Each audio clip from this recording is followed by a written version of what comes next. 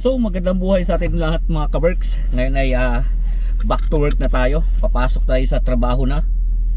After mag holiday, back to work na tayo. Papakita ko sa inyo yung aking workplace mga kaberks. So tara, let's. So yun nga mga kaberks, after natin ng holiday ay back to work na naman tayo. Nakatamad pagkagaling ka ng holiday mo, no? Nakatamad pagka babalik na. Parang ayaw mo pang pumasok. Gusto mo lang mag-holiday na lang, mag-holiday. Pero wala tayong magagawa eh. Kasi kung hindi tayo mag-holiday, magtrabaho, wala tayong pang-holiday, di ba? Wala tayong pang-pasyal-pasyal dito sa UK. UK pa lang naman ang pinapasyalan ko mga kaberks. Nangat di pa ako nagsasawa mag-driving dito sa United Kingdom eh. Dito tayo papasyal ng pasyal. Marami pa rin naman magagandang pasyalan dito. Tsaka natutuwa pa naman ako pagka naglo-long drive. Di pa naman masakit ang ating tuhod. Kaya ayos lang yan. Tsaka ngayon kaya ng video na papasok sa trabaho para pakita ko yung aking ginagawa. Konting ginagawa, hindi naman lahat, konti lang. Kung ano bang buhay sushi chef, ganon. So dito na nga tayo mga kaberks, oh. Magpa-park sa likod. Ayan. Dahan-dahan lang, yung lubak-lubak dito yung parkingan ng sa workplace namin ba. So dito na tayo. Mga kabers, nakapag-park na nga tayo. Yan lang ang aming trabaho, yan lang, malit lang na restaurant. So nandito na nga tayo mga kabers sa loob ng restaurant. So magpapalit tayo. Ito ang buhay natin. Papalit na tayo ng ating uniform. Diba? Kasi iniiwanan ko lang dito ang uniform ko pagka hindi pa madumi. Yung isang beses mo palang nagamit, pangalawa pa lang ngayon. So okay pa yan. Kasi may doble naman kaya ayos lang. So ito ang buhay natin. Buhay kusinero. Ayan. Siyempre tanggalin natin ang ating ano dyan. Pakita natin ating ulo. Tanggalin natin ang ating sombrero at magsusuot tayo ng bandana. Yan ang buhay kusinero. Di ba?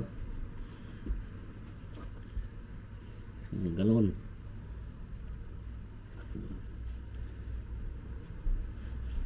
O, ganyan lang. Yun ang ating buhay kusinero. O, di ba? After nyan, syempre nakabihis na tayo. I-tidy up muna natin tong ating workplace. I-sprayan lang natin yan. Syempre, sprayan natin yan. Ganun lang muna. Tapos yan, magsasaing ka. Magluluto ka na ng rice. Ayan, ganyan lang. Ganito lang ang ating buhay. Ayan. Maghugas kang kamay, tapos luto kang rice. Mamaya mo na ilagay yung chopping board pagka nakaluto ka ng rice para makasave ka ng time.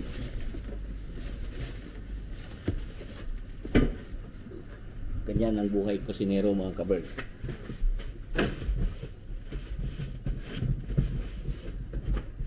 Tara, let's magluto tayo ng rice.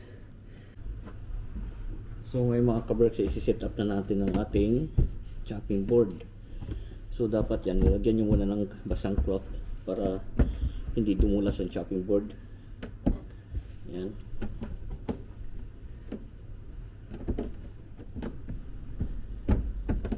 Ganyan lang sa pag-set up mga kaberks na. Nagluto na pala ako ng rice, hindi ko lang pinakita kasi nasa taas kami nagluluto ng rice. So ayan na, lalagay mo yung chopping board na dyan. Ito para sa fish. Tapos ito naman green para sa vegetable.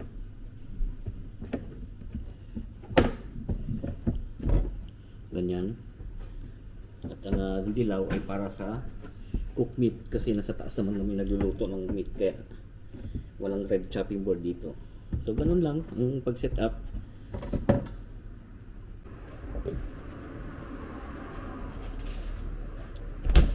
So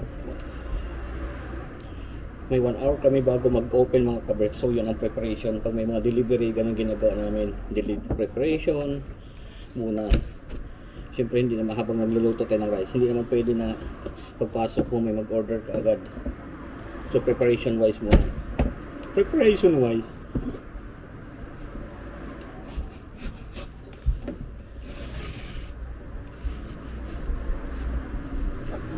Ganun na kasimple mga kabreks. Tanggal na skin.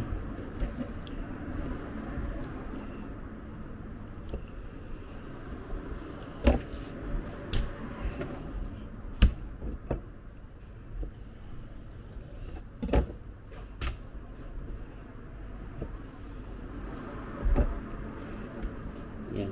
Yung itong skin mga kabreks, pag ako nagkikrave, niluluto ko to, pero pag wala, tinatapo na to. Yan o, tapo na yan. Pero pag ako minsan gusto ko ng skin, niluluto ko yan. Pero ngayon, tapo natin. Kakaisda ko lang din. So, ganyan.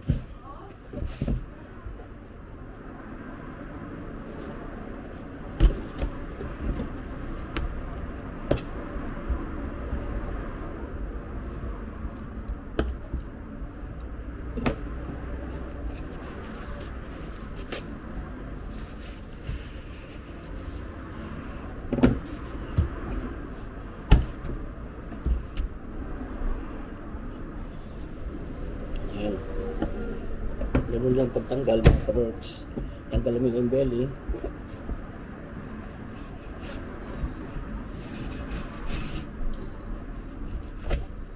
Muntikan tayo dun Nag-ingat ka lang talaga pagka nag Uy, may skin pang natira.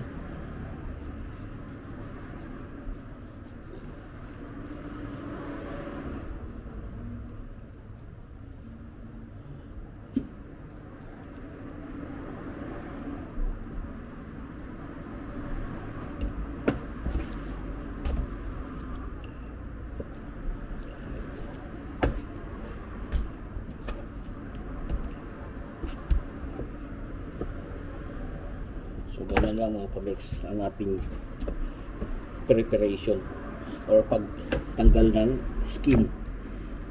Tapos ito, tapon na natin na naman to.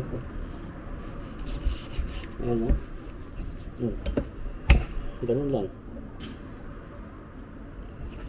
So hanggang maubos natin yung mga kabreks, i-fish cutting natin lahat.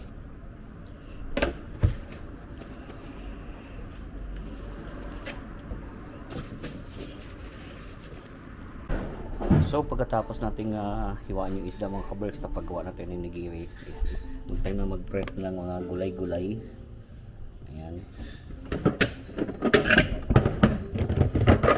Ayusin natin yan. Ganyan.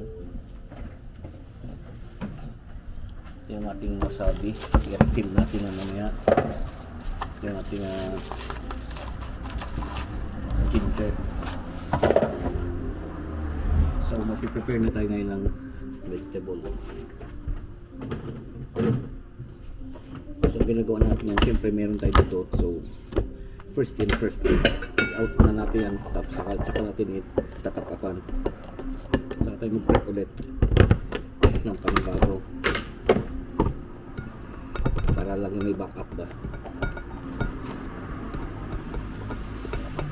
para lagi tayo may backup. Ganun.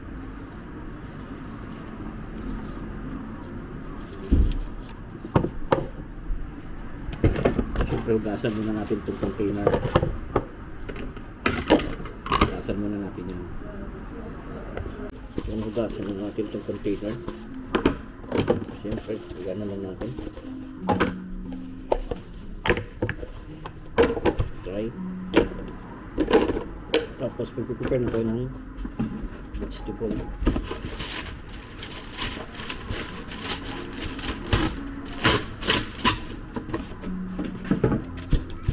Cucumber unahin natin mga kabreks.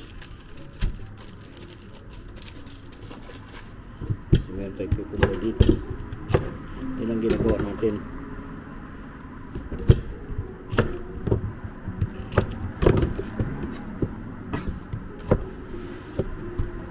So mag-prepare tayo ng cucumber, bago mango, avocado, para lagi tayo may backup mga kabreks.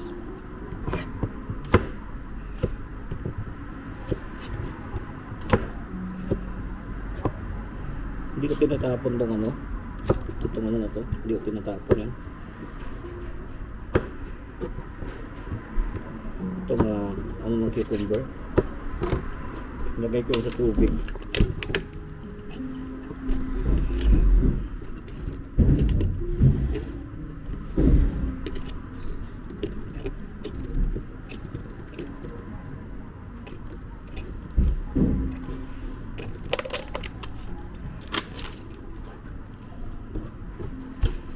So yan. So ito, prepare natin yan lahat. Hanggang i-refill natin yung container na yan.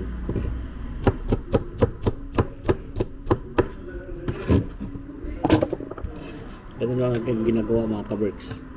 I-refill natin lahat.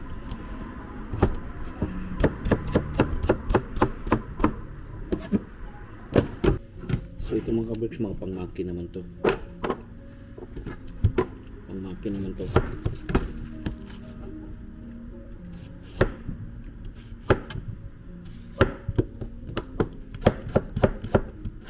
Yan, pang-maki yan.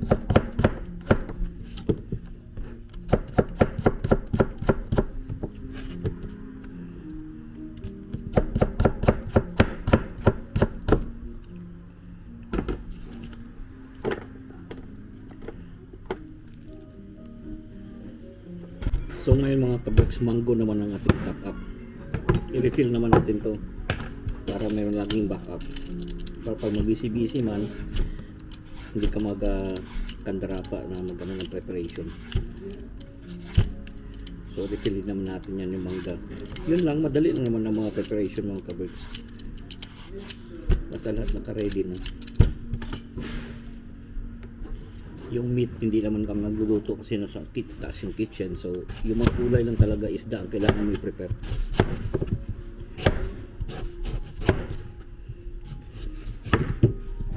So, lahat yan i-refill din natin. Ito, pang poke bowl to mga ka-works. Mabenta rito ang poke bowl. Yan. Yan, may order na tayo. Yan. May order na tayo. Major, can I have duck please? Major. So may order na tayo mga ka-works.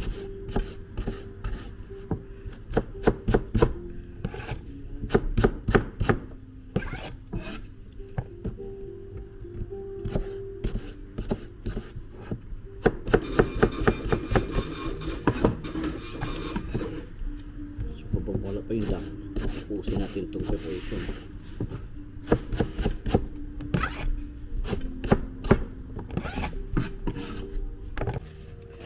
Meron tayong first order mga ka-works. May first order tayong duck. So duck nga, yung mga meat sa taas niluluto yan. Yung mga meat. So meron tayong first order. Lagyan na natin ng oil. I-rub lang natin.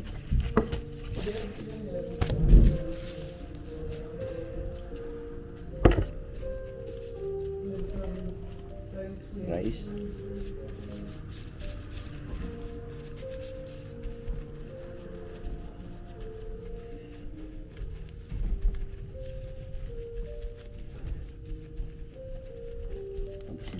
At hindi mo nahiwain ito mga ka-works kasi malambot naman.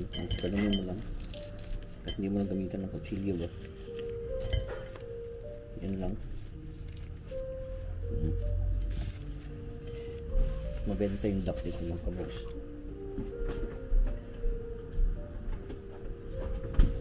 Mas gusto ng customer is avocado lang. Siwat yung avocado.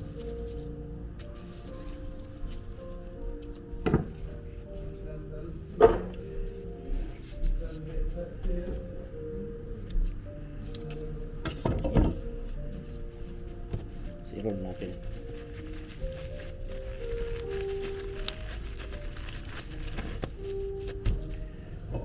Basahin natin dyan para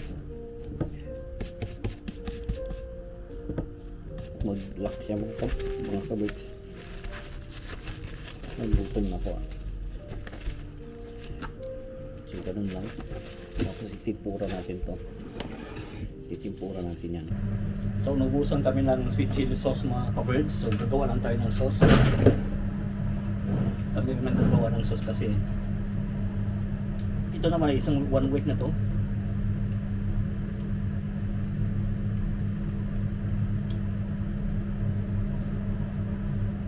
Ayan.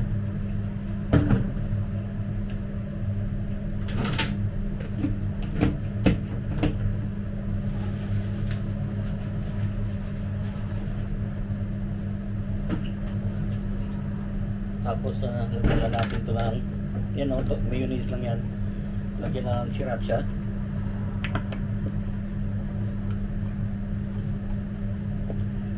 Tsahan lang yung mga covers yung ano dito. Yung wala nang ano yan, measurement. Yun lang ang buhay natin dito mga covers. Pagka ano, prepare ka ng sauce, prepare mo lahat-lahat. Pag hindi ka busy, para pag nag-busy-busy man, hindi ka na mahirapan, madali na lang. Diba?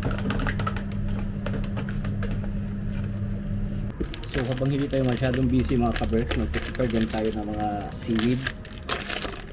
Ng mga talaga yun. Prepare na natin yan.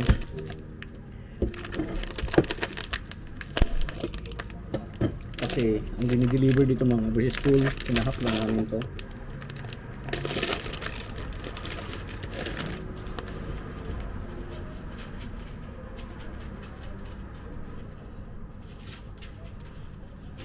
Yan lang, hatiin mo lang.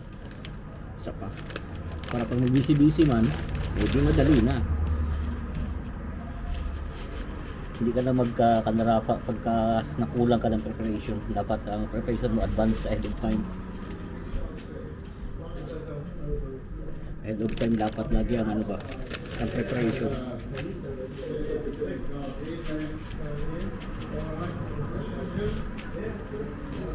Ganun lang, at least. O ganito kumain ng mga sushi chef mga kabers. Kung sushi chef ka, pag busy sa baba, dito ka lang sa kusina sa kain. Kung yan ang pagkain mo, ikaw pinapaganda mo yung pagkain ng iba. Pero pag ikaw kumain, pag busy sa baba, wala kang pwesto, dito ka lang sa kusina kakain.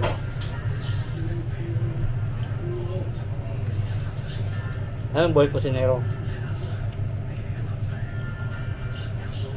Pinupulan tayo mga kabers.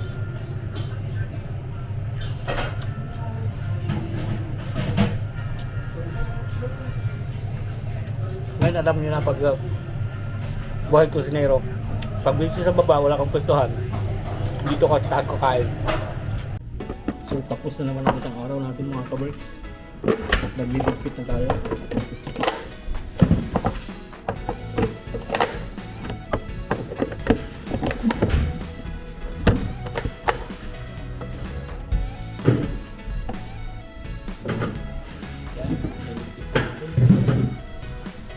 Pala natin ito mga ito, mga ating seaweed, tatakpan na.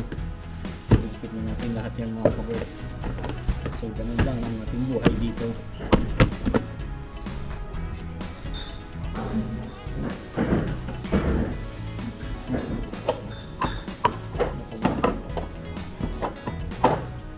So lagyan na natin ito ng mga film itong mga ito.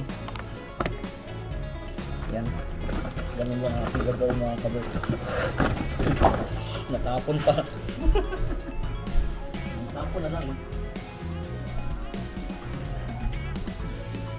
Tapon na lang yun. Kunti na lang naman natira sa mango. Okay, ito na lang. Ito na tawag dito. Ginger. Ayan, ganyan lang ating buhay dito mga kabos.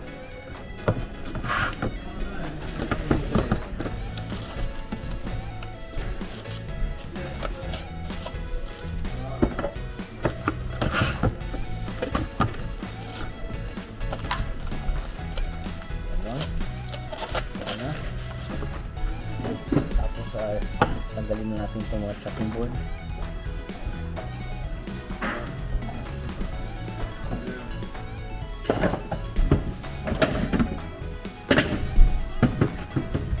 Ganyan lang mga ka-works.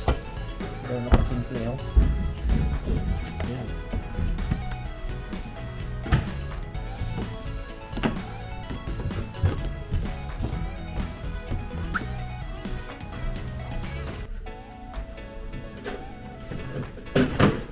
minsan lang tayo magligpit.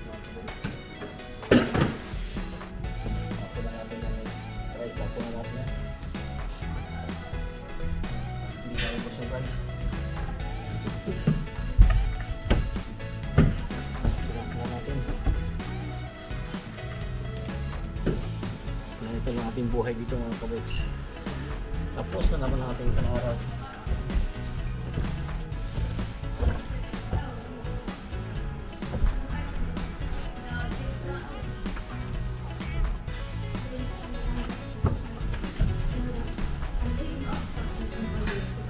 Dito naman, kabila naman. Okay. Kabila naman. O, diba? Yan naman kasimple.